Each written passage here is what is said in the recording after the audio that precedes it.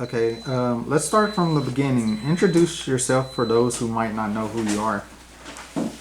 Hi, my name is Ree, aka a lot of things. Okay, let's start from the beginning. What borough and neighborhood are you from? I'm from the Bronx, from the West Farm section, East Tremont. Okay, how was it like growing up as a kid in the Bronx around this time? It was fun. I had plenty of time to do a lot of different things. Play baseball, play whatever sport was within that season. Okay, what type of stuff were you into as a child as far as activities? Activities was baseball. I played a lot of hardball, softball, stickball, anything to have to do with a round ball. Okay, at what age did you start noticing writing on the walls of the trains? Let's bring it up to, let's say, 71, 72. Saw the tagging on the walls and then eventually moving on to the trains and buses. Okay, can you remember the first piece you ever saw and what type of influence did it have on you? The first piece that I saw that I felt motivated with was Hondo 1, a big giant top to bottom running on the twos and fives, which was facing my living room window. Okay, how did you meet Hundo One? I never got to meet Hondo 1. Oh, you never met him? Never met him. Okay, so did you start off solo or were you rolling with a crew at this point? I was rolling solo and then I got together with a crew. Okay, were you acquiring your paint and how were you acquiring it? I was racking up paint. That's the only way you could acquire paint back then. I wasn't gonna go spend money on something that was just entertainment. Okay, do you have any racking stories? Racking stories, there's 1,001 racking stories. And I could bring it back to a couple of racking spots that we went to, and like everybody else, got chased out of the store and continued going. But there was one incident that I was with one writer, and we were both inside the store facing each other. I gave him the eye for him to do what he has to do, and I already had my paint in my system. So when they saw him fixing his belt, he made a quick dash to the door, and we had to fight our way out. Okay. All right, so every writer has to find their name. So how did you come up with the name Re2? Okay, before there was Ree, there was a Rex. The reason why I switched it to Ree, it was because of, let's say, as you get older, you get into more and more problems. Like, for instance, Rex was on the Broadway lines. When I went back home to the twos and fives and fours and six, I started out with the Rees, a new personality completely. And as I got older, I went with the Opals, the Opels. And the last piece that I did was the Pole 174. Okay, did you have any other aliases or was it always Re? Well, I introduced myself as Ree. I'm just giving you the benefit of the doubt that you knew all my aliases. Okay. When was the first time you hit a train and where? I hit the 3rd Avenue L, I hit the twos and fives, I hit the fours. Where will be at the New Lots, Utica, Kingston, 241st, Broadway, 1 Yard. I did everything there. Okay. What crews are you down with? Pick one. Okay. Okay. I'm gonna assume MTA. So MTA was formed between me and Chino. When Chino got picked up for his crimes, he told me that he wasn't going to be painting anymore. So I changed the MTA. Not the 3 letters, but the meaning of MTA.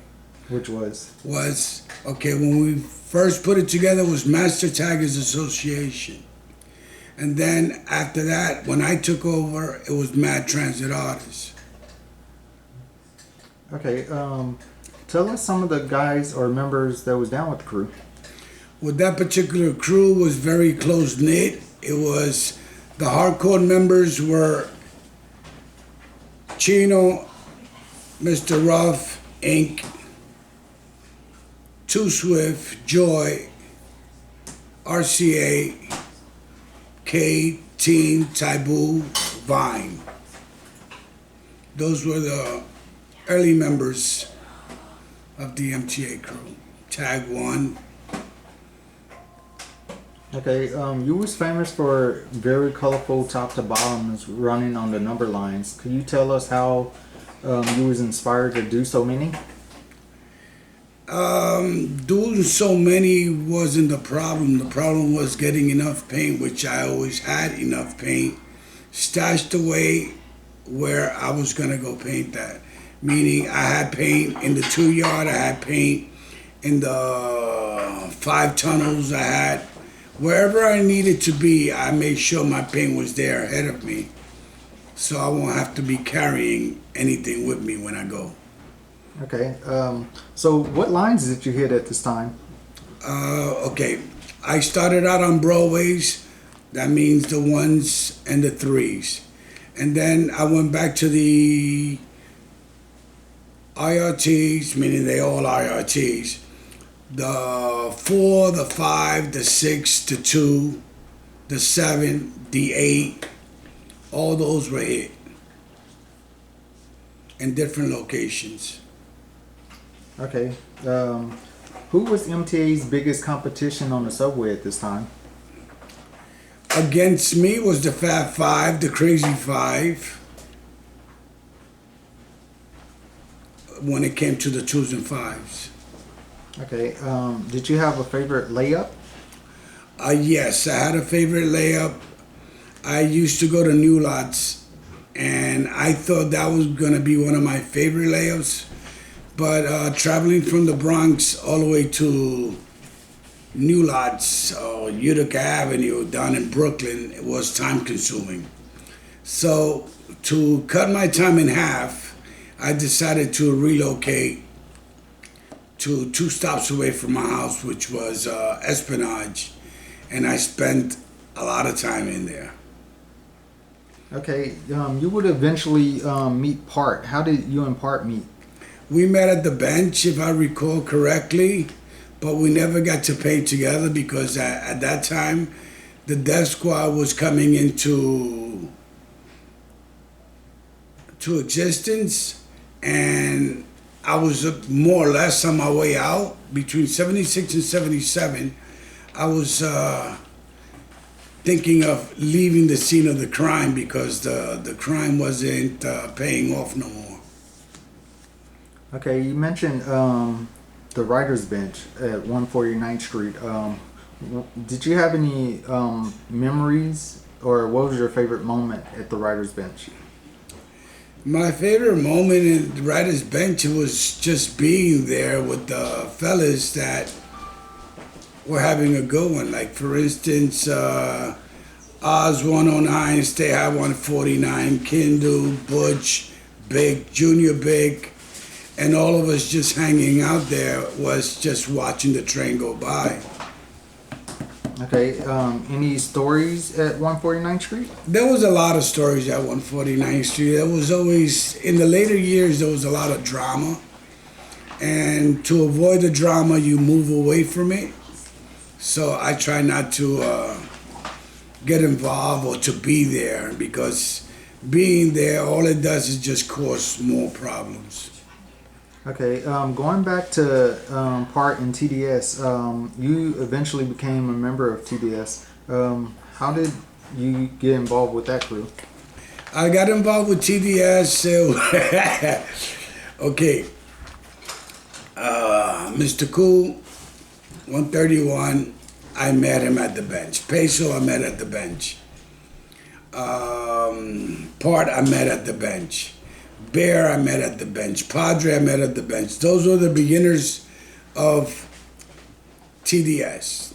Now, mind you, I was already been there, done that, not to disrespect nobody, but Bear one time challenged me, yo, I'll do a top to bottom, and I said, I'll do 2 top to bottoms just to do your top to bottom.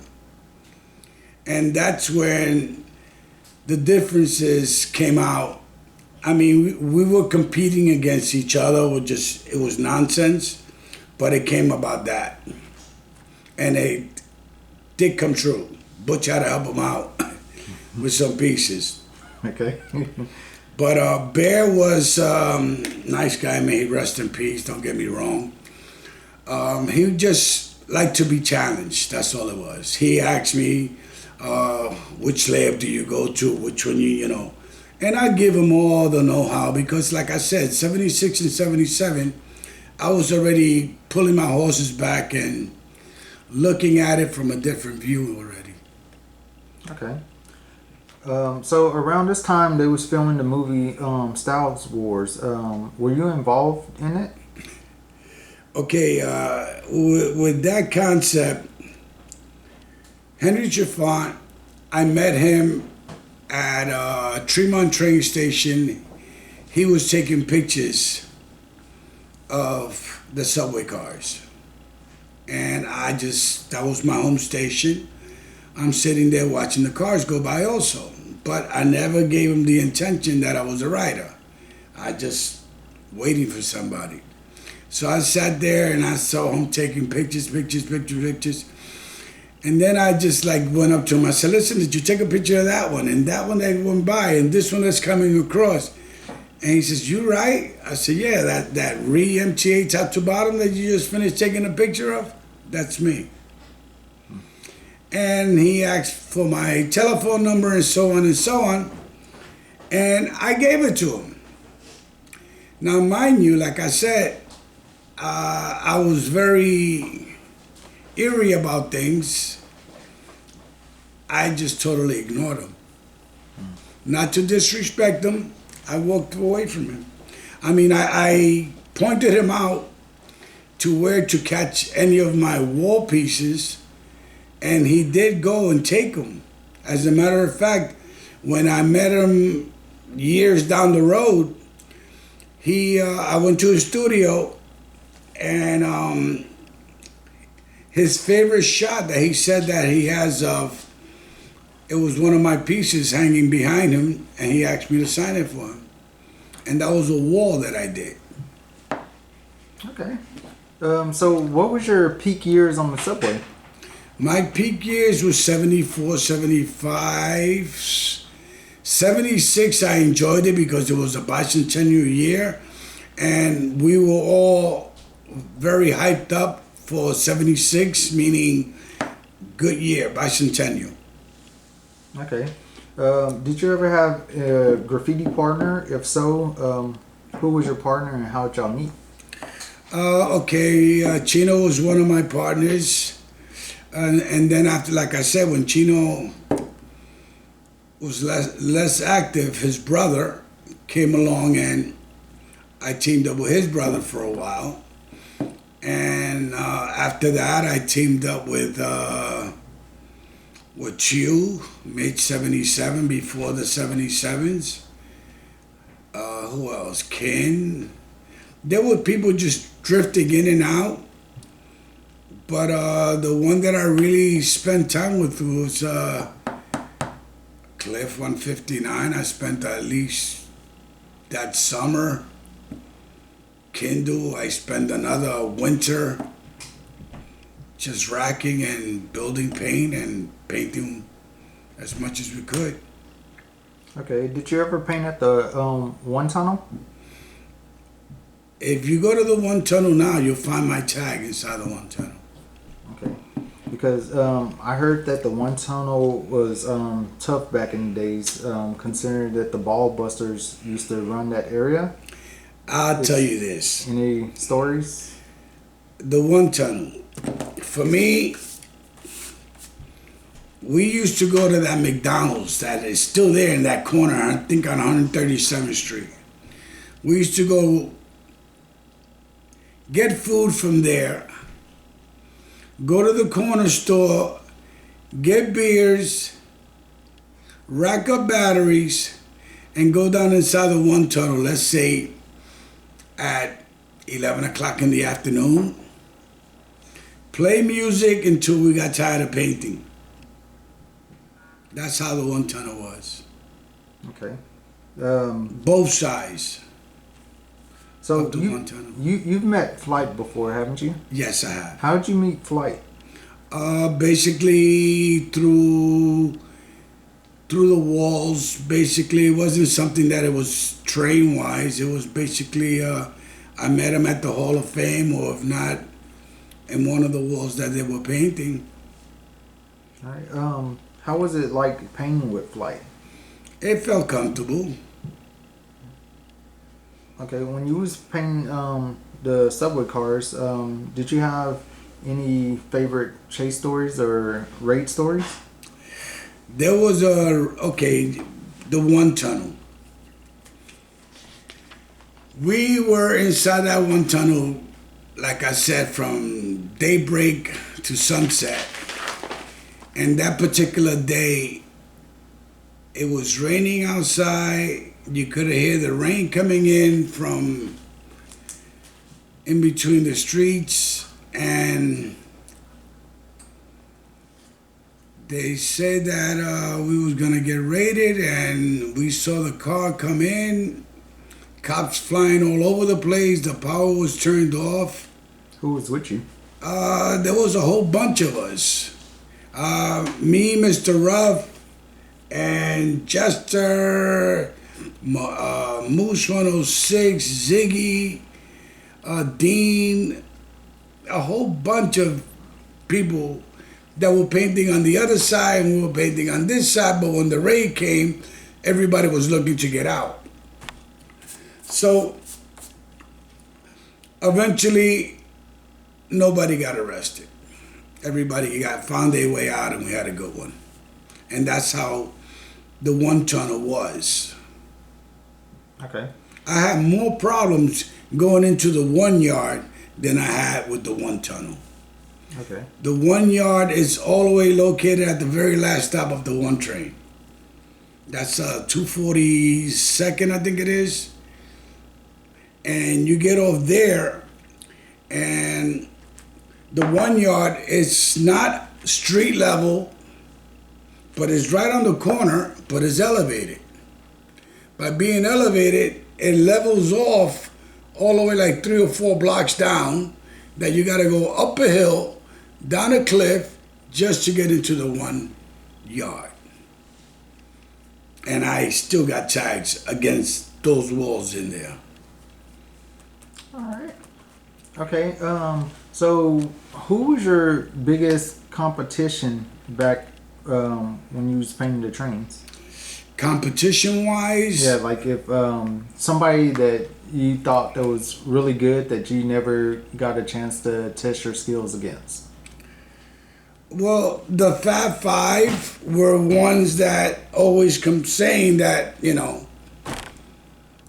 I got a pleasure of painting with Slave, but I never got the pleasure of painting with Lee, Mono, Doc, Slug. None of those guys. But like I said, by 76, that's when they were doing very colorful pieces. Okay. Next question is Hold on, having a brain fart. I got to paint with Blade and Comet. We used to hang out inside the two layup.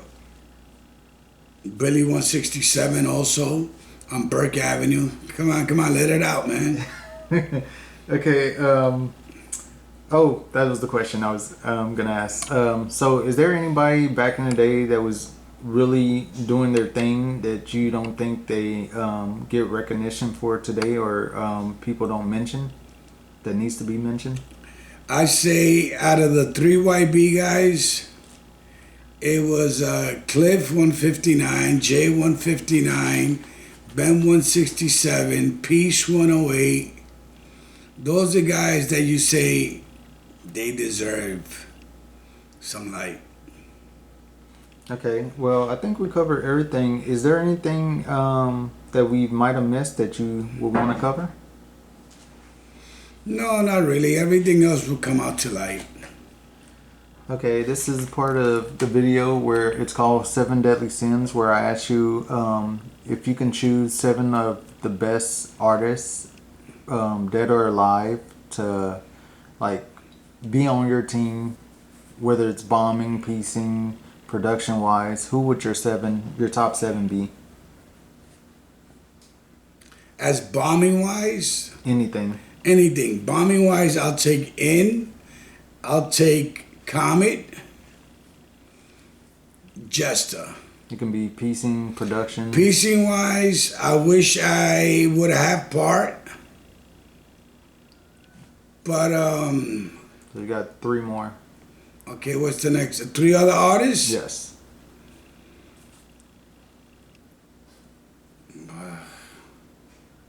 Honestly, no. Tracy, Phase 2. I painted with Tracy. I hanged out with Face. We IND each other to death.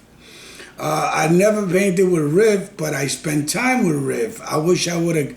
Once I saw that Solid bot down in Riff when Solid died in '75, and Riff did that tribute, I fell in love with that car. I mean, there was colors in there that you say to yourself, how the hell did he pull that off? I don't know if you ever saw a picture of that whole car. No, I might have. Oh missed it. man, that car, when they came out on the full line, everybody was just shooting over there just to see that car. And Solid Bot, Don, and Riff. Okay. Gotta go check that out. Yep. Okay, any last words or shout outs to family members or friends?